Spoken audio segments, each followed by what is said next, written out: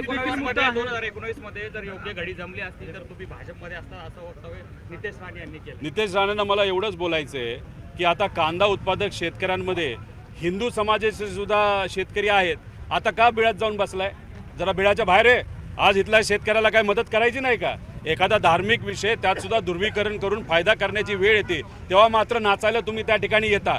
इथं मात्र आमचा शेतकरी अडचणीत असताना, महिलांवर अत्याचार होत असताना, हिंदू महिला आणि सर्व जाती धर्माच्या महिलांवर अत्याचार होताना तुम्ही गप्प बसता.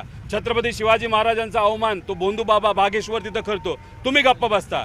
तिथं डॉक्टर बाबासाहेब आंबेडकरांचा अवमान तिथं केला जातो, महात्मा फुलेंचा अवमान केला जातो, तेव्हा तुम्ही गप्प बसता. आणि तुम्हाला वरच्या एका नेत्याने सांगितल्यानंतर मात्र तुम्ही तमाशा त्या ठिकाणी करता.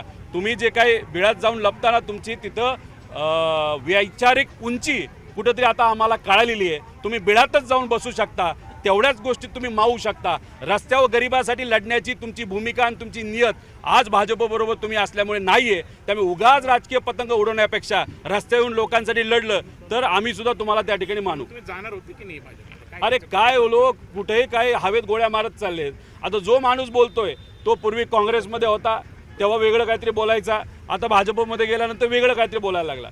जो माणूस भूमिका, विचार आणि पक्ष कपड्यासारखे बदलतो त्याबद्दल त्यांच्या